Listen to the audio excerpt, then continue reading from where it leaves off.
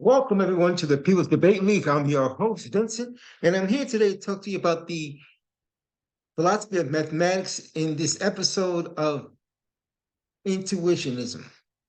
Now, if you remember earlier, I was talking that there were four schools. Well, the second school that I would like to talk about today is intuitionism. So let me go ahead and share my screen. And I want you to know that I prepared, I read it earlier in advance before I actually gave it to you. I was reading it live as I got it, you got it. But I'm decided I'm going to go ahead and read it in advance, and hopefully that would give me some information ahead, and I won't sound just like a babbling fool. I'll be able to present the information more clearly because I know many of the words that are already there. Now, I'll probably stumble on a few words, but I think for the most part, I should be able to read through this pretty easily. Okay, so here it is.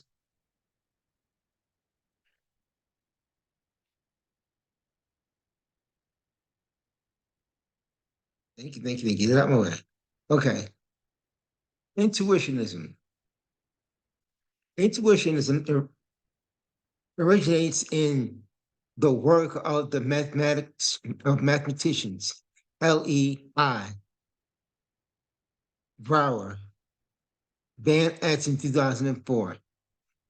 It is inspired by Kantian views of what objects are. Parsons' 2008 chapter 1, according to intuitionism, mathematics is essentially an activity of construction. The natural numbers are mental construction. The real numbers are mental constructions. Proofs and theorems are mental constructions. Mathematical meanings is a mental construction. Mathematical constructions are produced by the ideal mathematician, i.e., abstraction is made from contingent physical limitations of the real life mathematicians. But even the ideal mathematicians remain a finite being. She can never complete an infinite construction. Even though the skin, even though she can complete arbitrarily large finite initial parts of it, this entails that intuitionism resolutely rejects the existence of the actual or complete infinite, only potentially infinite collections are given in the activity of construction. A basic example is that the successive construction in time of the individual natural numbers. From these general considerations about the nature of mathematics based on the conditions of human mind, Moore, 2001, intuitionists infer to a revisionist stance of stance in logic and mathematics. They find non-constructive existence proof unacceptable. Non-constructive existence of proof are proofs that purport to demonstrate the existence of a mathematical entity having a certain property without even implicitly containing a method for generating an example of such an entity. Intuitionism rejects non-constructive existence proofs as proofs as theological and metaphysical. Read that again. That was very interesting. Read that again. Uh, so I was like, hey, not leave it alone. Um, these characteristics feature of non-constructive existence proofs is that they make essential use of the principles of excluded third. So it has zero, non-zero, B dash non-zero. I don't know what that is, but I'm just trying to read that as best as I can. I can't make up that those letters are, what they actually mean. Is that a zero? What's the mathematical equation behind this? Um, Not sure.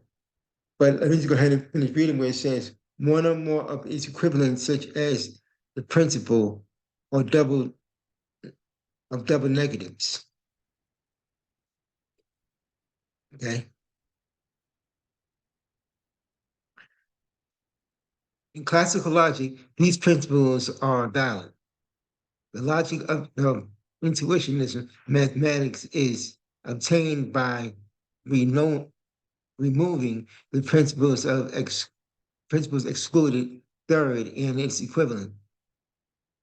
From classic logic, this, of course, leads to the revisions of mathematical knowledge. For instance, the classic theory of the elementary arithmetics, penal arithmetics, can no longer be accepted. Instead, an intuitionistic theory of arithmetic called hating arithmetic interposed, which does not contain the principles of excluded third. Although intuitionism elementary arithmetic is weaker than classic elementary arithmetic, the difference is not at all that great. These existence of the simple of synthetical translations which translate uh, translate all classical theorems of arithmetic into theorems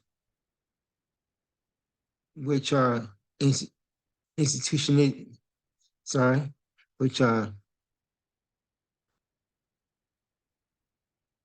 intuitionist, whatever, um, probable, intuitionistically probable. That was okay.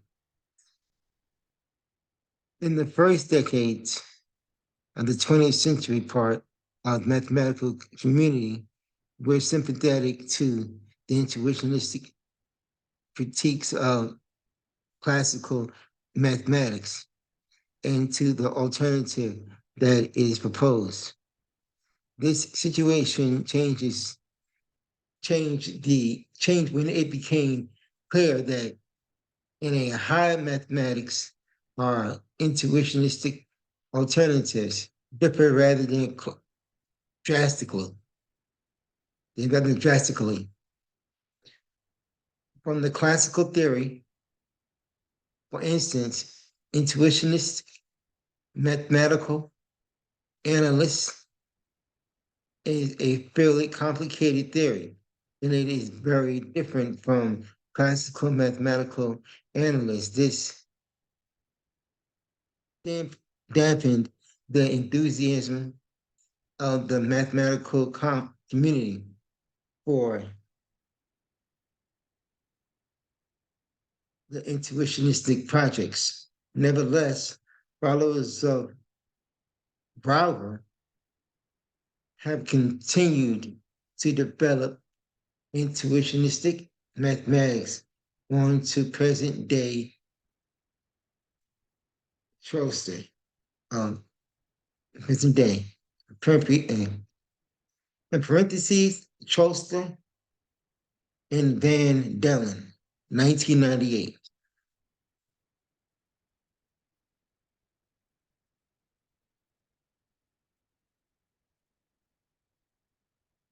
Right now, I'm gonna keep stop right there.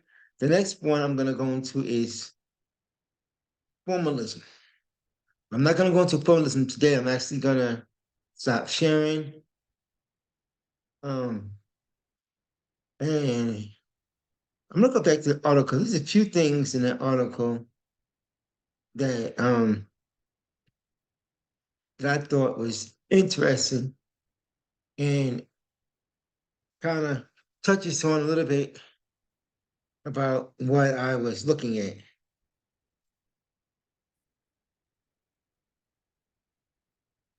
Here it said that the non-constructive existence proofs that purport to demonstrate the existence of mathematical entities have a certain property without even implicitly containing a method of generating an example of such an entity. Intuitionism rejects non-constructive existence proofs as theological and metaphysical. So I'm trying to wrap my brain around what they're talking about, what is actually being said. Um, and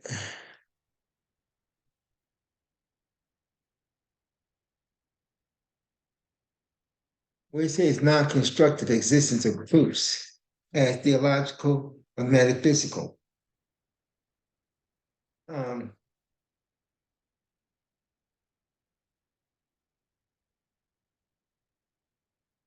is it going back to explain even deeper that what we're looking at is abstract, that is a non-constructive existence? Are they saying that um, it's what we believe to be and that is not real? I mean, is that what this is saying here? I'm trying to intuitionism. Is that is it saying that we're following our intuition of what we don't know what we believe? Right? Is that our gut instinct tells us, but and it's telling us that our gut could be possibly wrong. I'm trying to, again, like I said, I'm my brain around what this is actually talking about and trying to find out how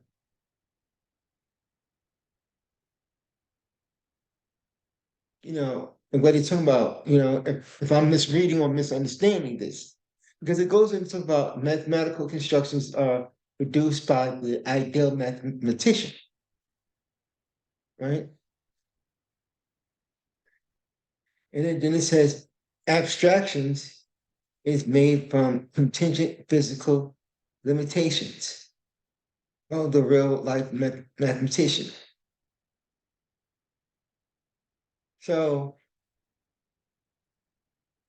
again, this is something like, one of those things that I'm looking for questions, and this is one that's really stumping me. And there's a few others here, but this article is really stumping me, and I'm hoping that somebody out there who has a better understanding of what I'm reading here that could possibly, link on to this, look at it, leave a comment in the section, like, share the video. Um, I definitely need to hear from you and get your opinion on this and what this actually means and what is actually being explained here through the intuition of man, right? Because I know we're dealing with philosophy. We're dealing with philosophy mathematics. And when dealing with a philosophy, are we dealing with philosophy as far as a philosophical, like this is an ideal type thing, you know? Um, yeah, yeah, yeah. So, I'm just, trying to educate myself, trying to improve my math, my reading, and everything all at the same time by just reading these articles and getting an idea of what these means a lot here. Like I said, I'm here as a student as well as trying to share some information. And if you can, please, man, I need you know, ladies and gents, as you say, please, like, share the video, leave a comment in the comment section, subscribe, and help me out. I don't know everything. I'm here learning, trying to pick things up. So the more information that we can share generally as a group, the more we can figure out, the more we can break down to get a better understanding, you know, um, and build off of. So that's it for today, man. I'm gonna just end this show, and I thank you all for being here.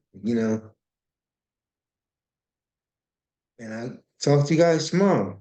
I'm gonna just keep posting, keep grinding, and keep, trying to figure some of this stuff out and see where this journey takes me, where it leads me. And I hope to see you there. All right? Peace.